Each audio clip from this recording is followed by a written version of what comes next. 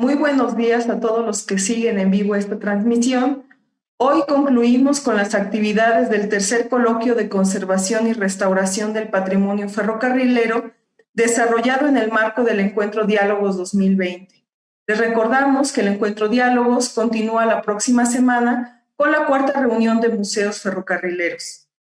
Iniciamos la jornada de hoy con la ponencia El imaginario ferrocarrilero y la conservación participativa, un proyecto de restauración para la estación ferroviaria de Oriental en Puebla, a cargo de la maestra Marta Elisa Vera Luna, quien nos acompañó en días anteriores y que generosamente aceptó compartir también en este foro el día de hoy la investigación que realizó para su tesis de maestría.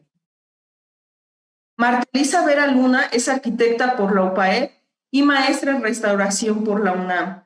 Desde 2015 se especializa en patrimonio edificado, trabajando en el mantenimiento y manejo de edificios en hoteles y restaurantes del Centro Histórico de Puebla.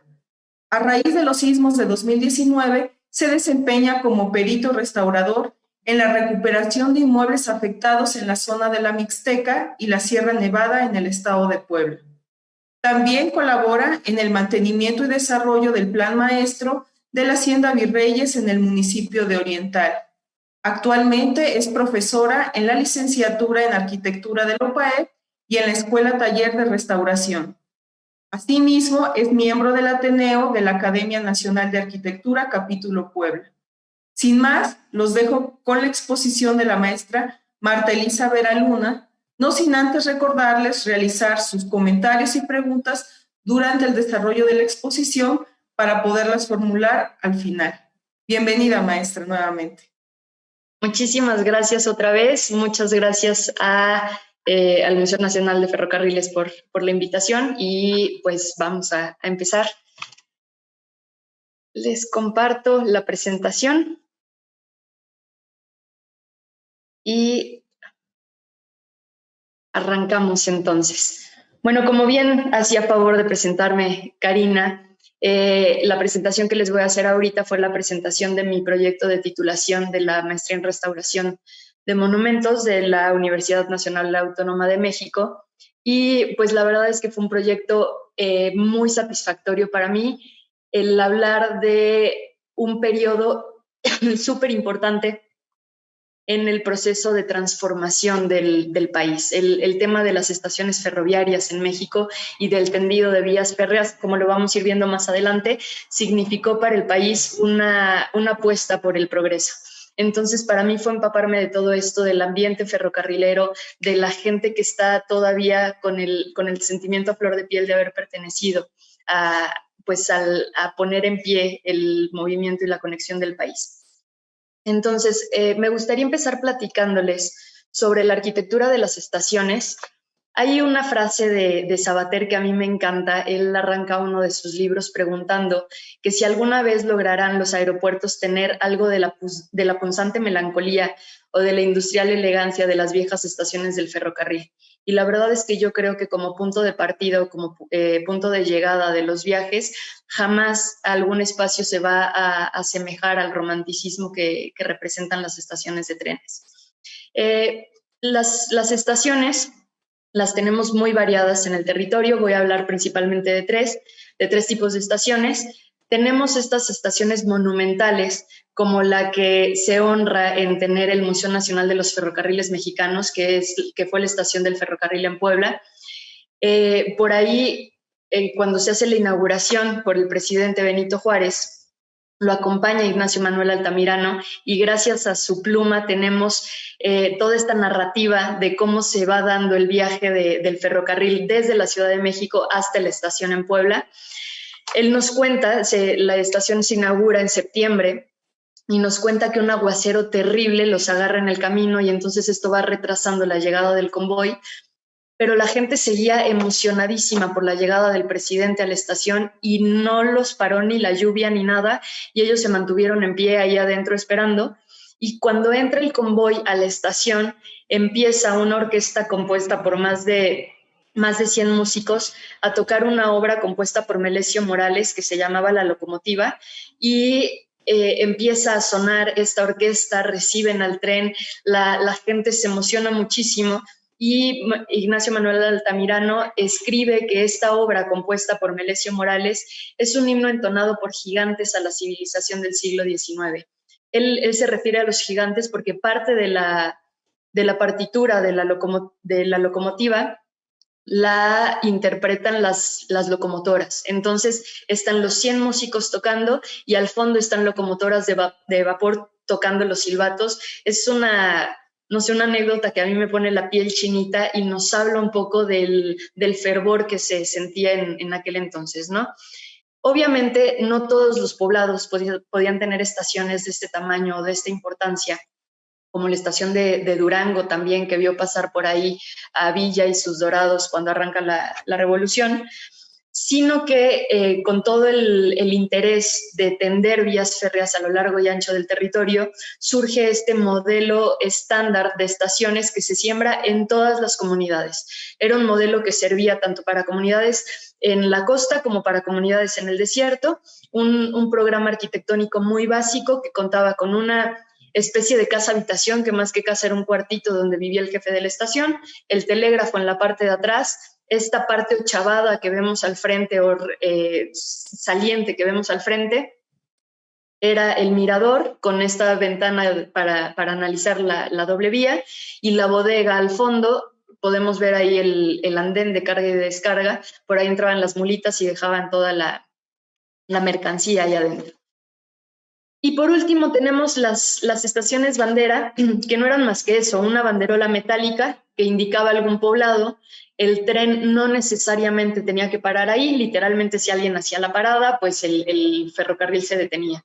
Y hay un cuento de Juan José Arriola que se llama El Guardaúja, que se refiere precisamente a este tipo de estaciones, y este fragmento a mí me divierte muchísimo, de verdad el cuento es imperdible. Y dice: 15 minutos para que admiren ustedes la gruta tal o cual, dice amablemente el conductor. Y una vez que los viajeros se hallan a cierta distancia, el tren escapa a todo vapor. No necesariamente tenían que bajar del ferrocarril. Hay que situarnos un poco en aquella época. La gente no conocía el territorio nacional. Entonces, para los propios maquinistas era impresionante ver algún paisaje y se detenían, invitaban a la gente a que también lo admirara, ¿no? Hay que reconocer que el tema de conectar el territorio nacional, que venía de un periodo de independencia, después de la etapa de los imperios, entonces veníamos con una revuelta muy grande que no nos había permitido sentarnos a observarnos entre nosotros, saber quiénes somos los mexicanos que quedamos y quiénes componemos este territorio. Entonces el ferrocarril nos ayuda a reconocernos en las casas, en las caras. Ahora, para hablar específicamente de la estación de Oriental en Puebla, me gustaría ubicarlos un poco para las personas que no son poblanos y para las personas que no son mexicanos. La estación de Oriental en Puebla está en un municipio, en una región, en la zona central del estado de Puebla, y el estado de Puebla se localiza en la zona central del país. Entonces estamos hablando de un punto clave en la comunicación en el puerto de Veracruz, en el Golfo de México, con el puerto en el Pacífico, pasando siempre por la capital del país, por la Ciudad de México. Oriental se encuentra muy cercano a los valles de Tlaxcala y de Hidalgo, está justo por la entrada de Texcoco a la Ciudad de México. Geográficamente esto es importante porque la vía que se seguía del puerto de Veracruz a la Ciudad de México por esta zona, a pesar de ser un poco más larga, representaba menos obstáculos geográficos. Justo ya la comunidad de Oriental cuenta actualmente con 125 hectáreas y la estación propiamente la estación o el territorio de la estación, solamente son 12.5 hectáreas. O sea, estamos hablando de que dentro de la comunidad, la estación o el territorio de la estación representa el 10% de la comunidad, de la construcción de la comunidad. La estación cuenta con 8 edificios que se reparten entre 2.830 metros cuadrados construidos, lo que significa que prácticamente el 98% de la estación es área libre. Nos habla de una gran extensión, era una estación que servía para patios de taller, para patios de maniobra, los ferrocarriles podían quedarse ahí para hacer algún ajuste. Ahorita les voy a platicar un poco cómo surge la importancia de esta estación. Ya habíamos dicho que estaba justo a la mitad del puerto de Veracruz y la Ciudad de México, pero sí, o sea, hubo muchas estaciones que estaban ahí. Lo que la hace súper importante es que a principios del siglo pasado, se descubre la mina de la Aurora en Teciutlán, en la zona norte del estado, pero la llegada a esa mina se complica mucho porque ya empieza la zona cordillera que nos divide del estado de Veracruz, y entonces la subida a esa región se hace muy complicada. Entonces, la estación de Oriental crece, estaba solamente con una estación de estos prototipos que habíamos visto inicialmente. La estación crece para convertirse en una estación que sirva también para el cambio de vía. En México contábamos con vía ancha y vía angosta, entonces para subir a toda la parte de la región montañosa de la Sierra Norte del estado, se necesitaba cambiar toda la maquinaria y toda la carga a vía angosta para lograr subir y poder transportarse así a la mina de la Aurora. Entonces, gracias al descubrimiento de la mina de la Aurora, a la comunicación entre la Ciudad de México y el puerto de Veracruz, es que esta estación se convierte en lo que podemos observar el día de hoy. Les describo a grandes rasgos de qué se trata. En la planta baja, la estación contaba con salas de lectura, comedores, la sala de espera, obviamente la oficina del jefe de estación, y en la planta alta teníamos un hotel con 16 habitaciones y un guardarropas, lo que nos dice que era también una estación de pernocta, ¿no? Estas son imágenes que conserva muy bien el archivo del Museo Nacional de Ferrocarriles. Podemos ver también algunos detalles de las armaduras, toda esta filigrana en los soportes ya nos habla de la importancia de la estación, ¿no? El espacio contaba con un taller, una casa de máquinas en donde entraban estos grandes carros a cualquier ajuste, al cambio de vías, a cualquier cosa que se necesitara, todo se hacía dentro de la casa de máquinas.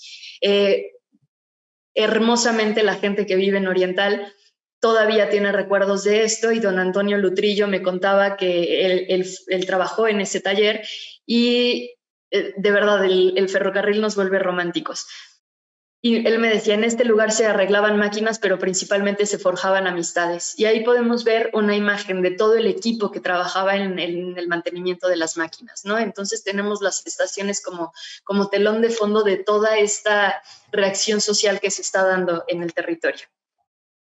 Otro de los elementos importantes arquitectónicamente es la vivienda dentro de la estación. Se provee de vivienda. Estábamos hablando de que el poblado de Oriental no existía, entonces la gente que trabajaba en esta estación no tenía dónde vivir y se siembran campamentos dentro para brindarles un lugar para vivienda. También el jefe de estación vivía ahí por cualquier cosa, y ahí tenemos una planta y un alzado de la arquitectura que podemos observar.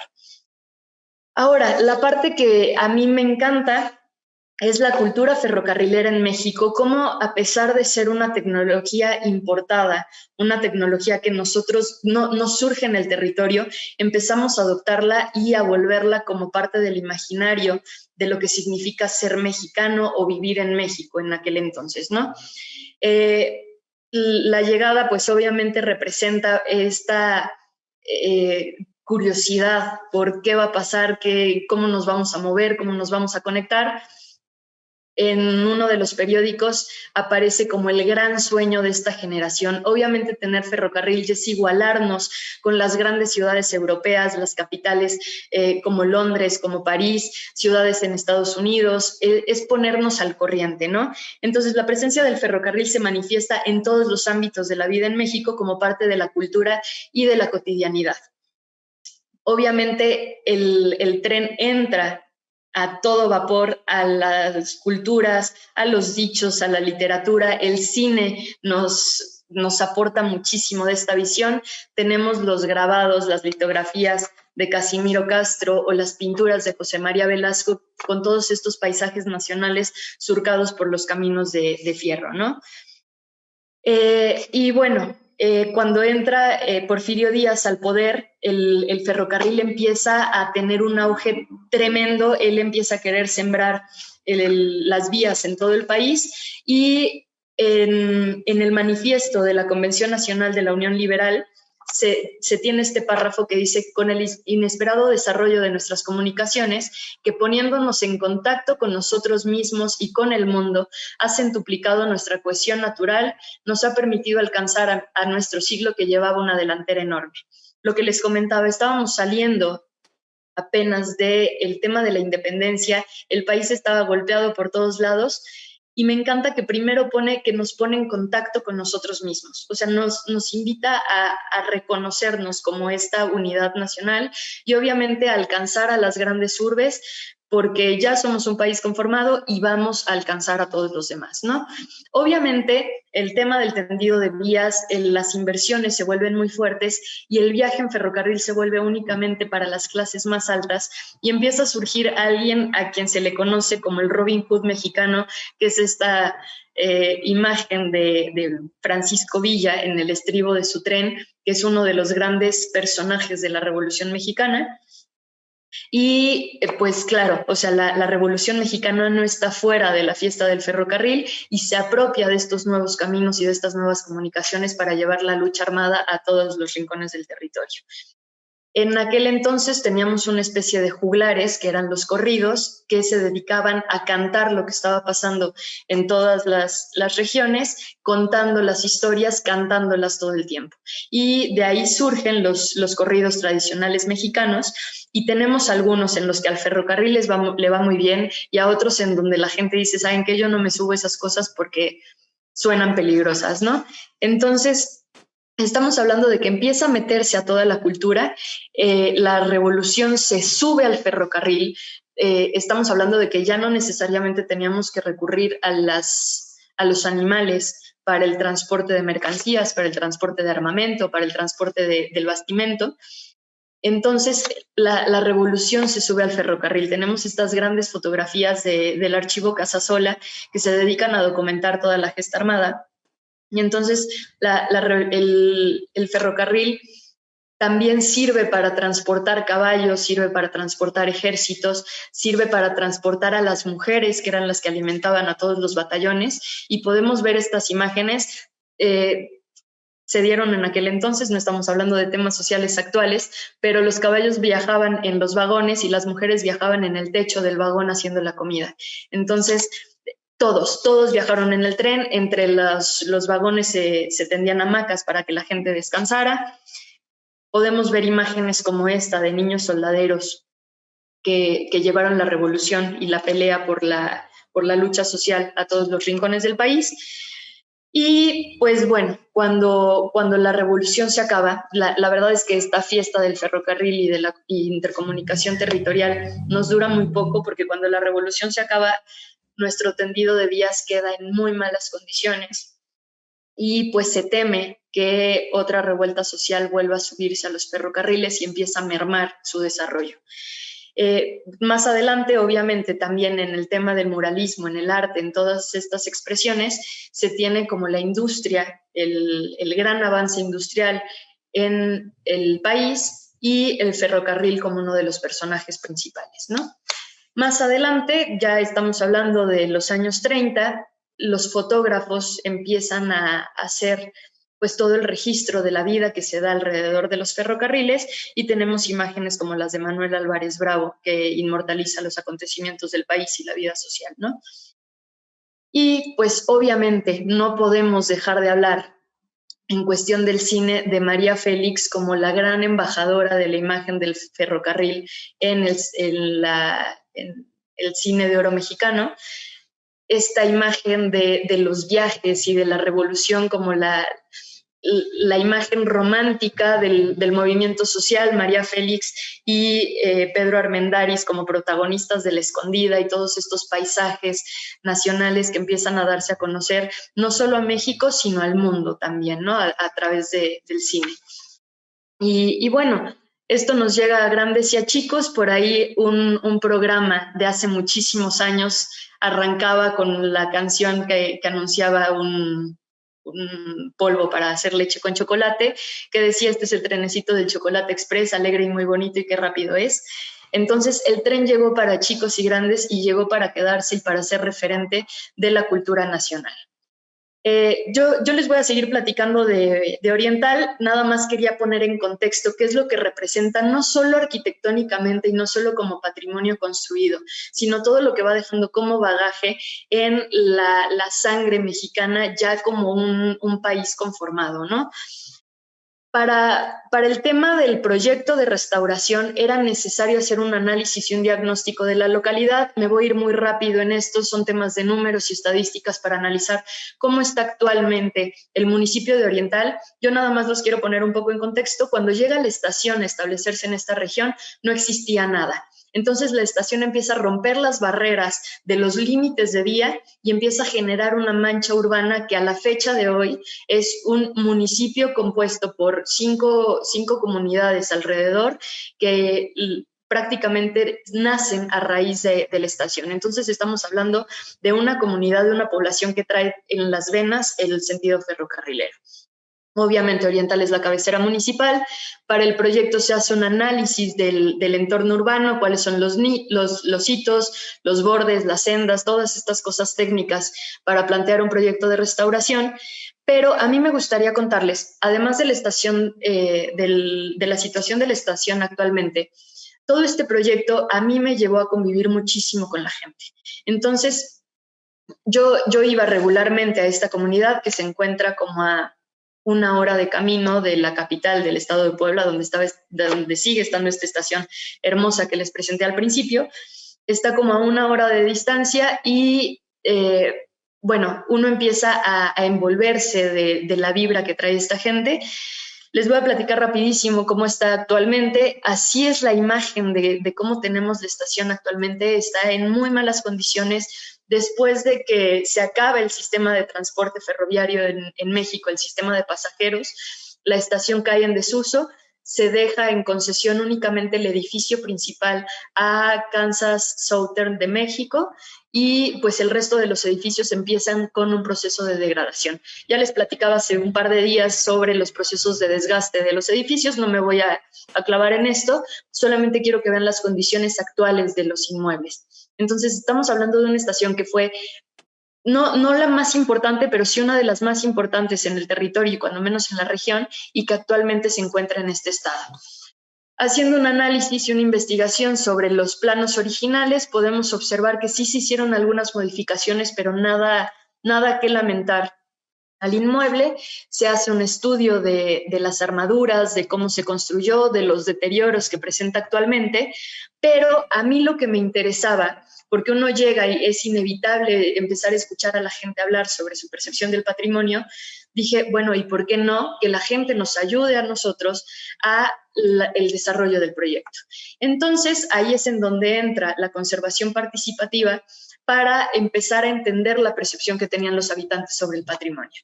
Y hubo un ejercicio que a mí me fascinó, que fue entrar al jardín de niños, a las escuelas que están dentro de la comunidad de Oriental y platicar con los niños, con los más pequeños, a los que ya no les tocó el ferrocarril, sobre cómo perciben su comunidad.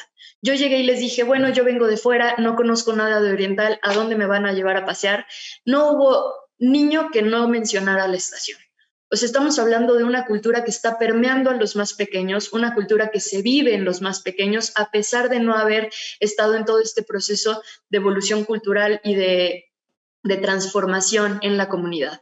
Entonces, a mí me pareció importantísimo que por todo este proceso generacional, los niños siguen teniendo en ellos la cultura del ferrocarril, hablan de que les encantaría hacer proyectos que les gusta cuando los abuelos los llevan, que de repente por ahí hay algún papá que sigue trabajando en esta concesión de Southern, de Kansas Southern, y pues los llevan a pasear y les dan una vuelta y todo, y bueno, a los niños les brillaban los ojos. Obviamente no nos podíamos quedar solamente con el trabajo de los niños, platicamos con los más grandes, el apego que tienen a su patrimonio es impresionante, pero también nos hablaron de las carencias que tiene la población. Nos hablaron que las áreas de salud son muy restringidas, que las áreas deportivas son muy precarias, no tienen áreas verdes. O sea, la comunidad está muy rezagada en temas de espacios verdes, de áreas comunitarias, de talleres. Sí tienen cierta atención, hay por ahí un instituto tecnológico que brinda ciertos servicios a la comunidad, pero se encuentra fuera de la localidad. Entonces, esta plática con todas las generaciones que viven ahí empieza a dar muchísima luz sobre el proyecto que se puede hacer ahí. Y bueno, a mí me parece que el patrimonio ferroviario no necesariamente nos habla de las edificaciones, sino de todo es el proceso y la transformación social, política, económica que se da alrededor y de lo que significa el patrimonio para las comunidades que lo viven. Entonces, para mí la conservación del patrimonio ferroviario debe ser prioridad como afán de conservar esta etapa en el progreso, en la transformación y en la puesta al corriente del país, ¿no? Sí tendríamos que analizar todas las repercusiones sociales, económicas y políticas que genera el movimiento. Y bueno, teniendo todas estas piezas de rompecabezas, surgen los criterios de restauración. Y para mí los criterios más importantes para la restauración es, en primer punto, reforzar el vínculo de la sociedad con la estación, echando mano de la identidad ferrocarrilera de la población. O sea, la gente quiere hacer las cosas, la gente quiere conservar su estación. Después, generar espacios comunitarios que promuevan la interacción de la sociedad, aprovechar las extensas dimensiones del conjunto con usos flexibles que no limiten la potencialidad del espacio, crear conexiones peatonales que liguen a la población, porque ya vimos que está dividida por la estación, y fortalecer los vínculos sociales con espacios recreativos y talleres artísticos, culturales y ecológicos que promuevan la cultura local. Entonces, todo esto nos va llevando a establecer un proyecto de restauración. Tenemos las necesidades espaciales, todo lo que la gente iba contando, lo que los niños iban contando se va traduciendo en espacios como centros médicos, museos de sitios, salas de juntas para el sindicato de ferrocarrileros, canchas deportivas, talleres artísticos, zonas de administración, talleres botánicos, obviamente muchísimo espacio para los niños, explanadas de usos múltiples, auditorios al aire libre, pistas de atletismo, huertos. La ventaja es que tenemos muchísima extensión para trabajarlo y pues obviamente algunos de los lineamientos de diseño era la funcionalidad, la flexibilidad de los usos, las ecotecnias, porque estamos en una región en la que el clima no es tan favorable, las lluvias no son tan frecuentes, entonces sí tenemos que preocuparnos un poco por la sostenibilidad del espacio, generación de microclimas. Y bueno, ya se da el proyecto de restauración y nuevo uso, se adaptan los espacios para que en la estación principal, en la planta baja, tengamos la sala de juntas del sindicato de ferrocarrileros, los museos de sitio, lugares como mucho más accesibles, y en la planta alta una serie de consultorios médicos que sirvan de apoyo al sistema de salud de la localidad. Aquí tenemos un poco la distribución de cómo quedaría. Obviamente tenemos que dejar una parte a la concesión de ferrocarriles que existe, pero sí podemos dar espacio a que la gente siga utilizando. Tenemos ahí la sala de juntas, museos ferrocarrileros, oficinas de inspector todavía, y el acceso a los consultorios en la parte alta con su sala de espera, sanitarios y bodegas. Así es como quedaría la fachada final. El plan maestro del conjunto, ese es como el proyecto principal de la estación, del edificio principal, Y para el conjunto, el taller se vuelve espacio deportivo y talleres artísticos. Tenemos al fondo, donde estaban las calderas, ahora los talleres de teatro y de danza, los talleres artísticos al frente, las canchas techadas al interior de la casa de máquinas. Y la casa del maestro mecánico se convierte en la administración de la Casa de Cultura, una pequeña oficina con un jardín y un huerto. La bodega se vuelve un taller de bicicletas, porque también la intención es conectar las diferentes estaciones que están en la zona en un recorrido con bicicletas o a caballo, o no sé, darle comunicación al espacio. Las casas de los trabajadores, estos campamentos que veíamos, también se convierten en talleres de reciclado y talleres botánicos. Y bueno, aquí las etapas de ejecución que se pueden establecer para el desarrollo del proyecto. Y bueno, pues a mí lo que me deja el proyecto es que el poblado de Oriental no es el único que surge a partir de los ferrocarriles y que se adapta al proceso de cambio del territorio, y la nostalgia con la que habla la gente, la importancia de la apuesta de la modernidad del país, y la gente forjando la amistad dentro de los talleres, dentro de las máquinas. Para mí es impresionante. A mí me encantaría que el sistema de transporte ferroviario regresara. Es imposible, y buscar que la estación regresara a ese viejo uso, pues obviamente garantizaría su pérdida. Pero creo que la enseñanza más grande de este proyecto fue descubrir en la cultura nacional y en la historia regional aliados invaluables para la protección del patrimonio, y remitirnos siempre a los orígenes y a la población que está alrededor del patrimonio, para no dejarlos de lado y volverlos parte fundamental de la preservación de estos edificios que marcan un parteaguas en la historia nacional. Por mi parte, eso es todo. Agradezco muchísimo nuevamente, después de 5 años, a toda la gente que hizo posible esta tesis, a todos los amigos que hice en el camino, a quienes acompañaron en su desarrollo, y pues a la comunidad de Oriental, que he tenido la fortuna de seguir trabajando con ellos hasta la fecha, ya no en la estación de ferrocarriles, pero sí en el desarrollo de algunos planes para pues que no se queden atrás en el desarrollo nacional. Muchísimas gracias. Y pues no sé si hay dudas. Muchas gracias, Elisa, por esta extraordinaria, importante presentación, que bueno, pues nos amplía el panorama de lo que es la cultura ferrocarrilera, ¿no? No solo te centras en el rescate y la restauración de los elementos materiales, sino también haces un recuento muy interesante de todo este imaginario ferroviario, de la identidad de las comunidades con su patrimonio, de todos estos significados tan importantes y que le dan sentido al trabajo que realizamos al momento de proponer proyectos de restauración y conservación del patrimonio. Me parece muy interesante tu proyecto, y bueno, pues da para mucho todavía, para seguir investigando y para seguir proponiendo acciones, ¿no?, puntuales dentro de las comunidades. Creo que la parte de la participación activa de la comunidad es fundamental para poder lograr proyectos que realmente sean significativos para las comunidades y que sean apropiados por ellas, ¿no? Definitivamente, cuando se realizan proyectos de restauración en donde no se incluye a la comunidad, muchas veces no funcionan, ¿no?, o no fluyen, ¿no? Por lo tanto, creo que en esta parte de la cultura ferroviaria, pues es sumamente importante y trascendente incluir a las comunidades para que sientan propios los proyectos y bueno, y perduren durante mucho tiempo. Tenemos algunos comentarios y bueno, los voy a ir leyendo. Igual no sé si haya preguntas y las personas las puedan ir formulando para que nos haga favor Elisa de contestarlas. Tenemos comentario de Beto Paz. Nos dice: las narrativas en torno al ferrocarril siguen vivas.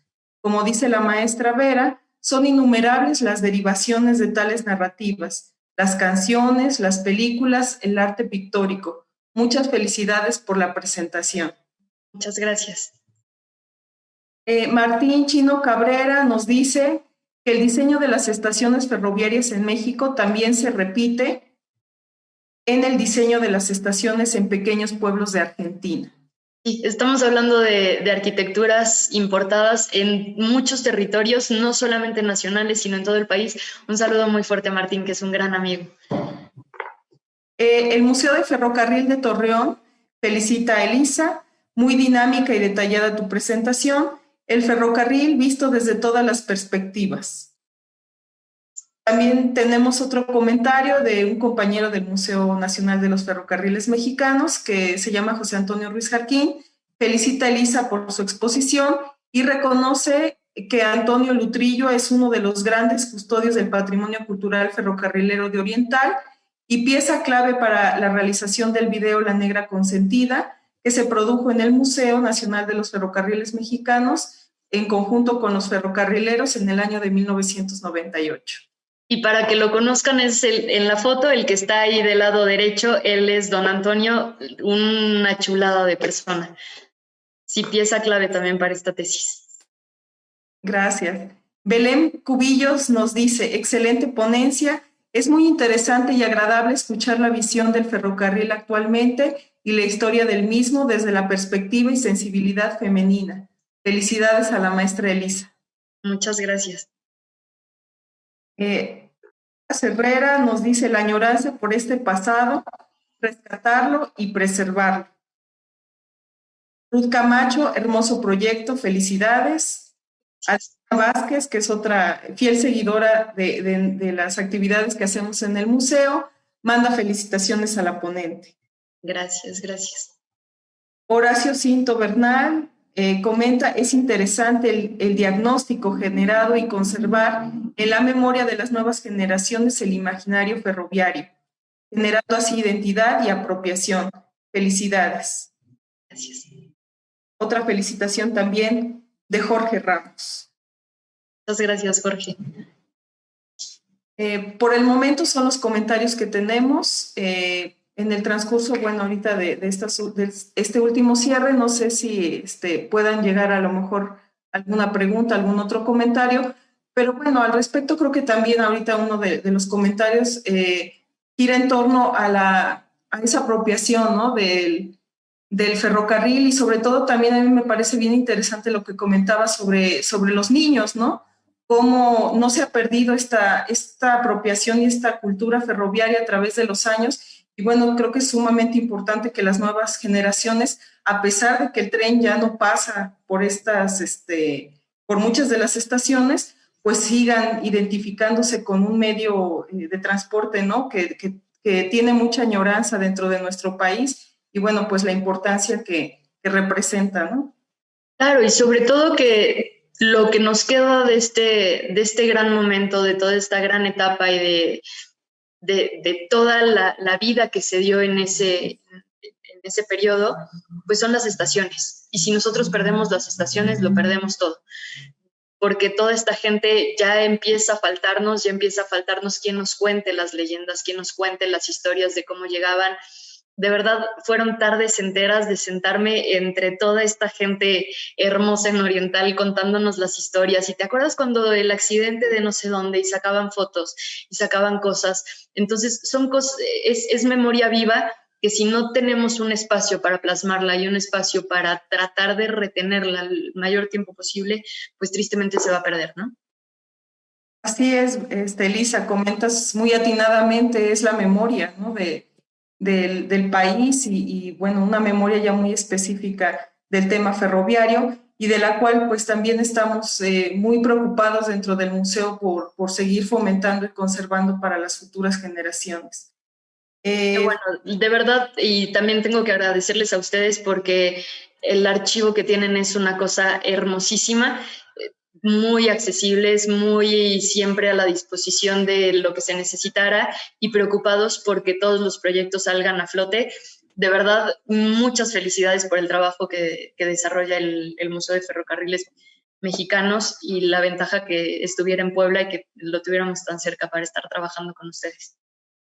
Así es, muchas gracias. Pues más felicitaciones, Elisa, de parte de Leti Vera y Mariana Merlo.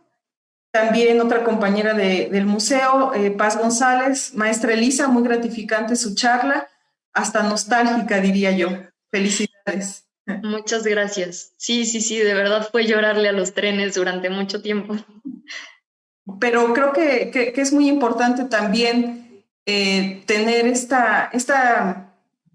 acercamiento ya quizá más personal, de mayor nostalgia y de mayor sensibilidad, ¿no? Porque creo que a final de cuentas es lo que permite tener, pues quizá un mayor entusiasmo y un mayor acercamiento hacia este tipo de temas, ¿no? Definitivamente, si no nos entusiasman, si no nos mueve algo en nuestro interior, pues difícilmente podemos conectar y desarrollar proyectos como el que hiciste, ¿no? Definitivamente, sí. Sí, necesitamos vincularnos sentimentalmente y Así es. bueno, creo que a mí esta frase de verdad de Sabater del tema del romanticismo de las terminales actuales, de verdad nunca vamos a tener una despedida tan nostálgica como las que se veían en las estaciones de trenes, ¿no? Sí, así es, Elisa. Pues igual más felicitaciones de Carlos Gómez. Y bueno, me parece que hasta aquí están los comentarios. Y bueno, seguramente ahí por el chat de nuestras redes sociales vendrá alguna otra pregunta y quizá tengas la oportunidad ya de contestarla en su momento. Pues te agradezco mucho, Elisa, las dos participaciones tuyas creo que han sido muy interesantes y sobre todo también pues ver en estas nuevas generaciones este amor y esta conexión con el tema ferroviario que creo que es muy importante para que pues se sigan desarrollando proyectos como el que hiciste muy atinadamente en tu tesis de maestría. Nos llega ahorita en este momento otro comentario de Alan Herrera. Nos comenta que tristemente falleció un ferrocarrilero de Oriental, Luis Hernández Sánchez, el 12 de octubre de este año, quien ayudó a hacer el monumento número 143. Pues qué pena, qué lamentable. Y bueno, pues seguramente seguirás en contacto con la gente de Oriental y pues comunicada con otro tipo de proyectos. Agradecemos mucho, Elisa, tu participación. De repente me descontrolo un poco porque Vera es tu apellido, pero bueno, estamos aquí también para recibirte con los brazos abiertos cuando lo necesites en el museo. Llega otro comentario. Adelina Vázquez nos dice, hace varios años se organizó un safari fotográfico a la estación de Boca del Monte y el puente Wimmer y resultó magnífica, compartiendo la invaluable memoria viva de los pobladores del lugar con los fotógrafos que formaron parte del recorrido. Uf, me imagino. No, pues bueno, para la próxima que nos inviten. Así es. Pues, no sé, Elisa, si quieres hacer una reflexión final ya para el cierre y despedirnos. Pues nada más otra vez felicitar al Centro Nacional para la Preservación del Patrimonio Cultural Ferrocarrilero por el interés que tienen en seguir promoviendo y seguir preservando el patrimonio. Agradezco muchísimo la invitación, agradezco nuevamente a todos mis compañeros de la maestría, a todos mis profesores de la maestría que se han vuelto grandes amigos y amigos para lo que quede del camino en las vías. Muchas gracias a todos y pues aquí seguimos. Muchas gracias. Nuevamente extender el agradecimiento a la maestra Marta Elisa Vera Luna por su participación en este coloquio y bueno, no nos queda más que invitarlos a que nos acompañen en la última transmisión en vivo del tercer coloquio de conservación y restauración del patrimonio ferrocarrilero. Concluimos con el conversatorio Ferrocarril y Patrimonio, su puesta en valor y reutilización, en el que contaremos con ponencias de Argentina, España y México. Nos vemos entonces por aquí en la transmisión en vivo a las 11:30. Muchas gracias.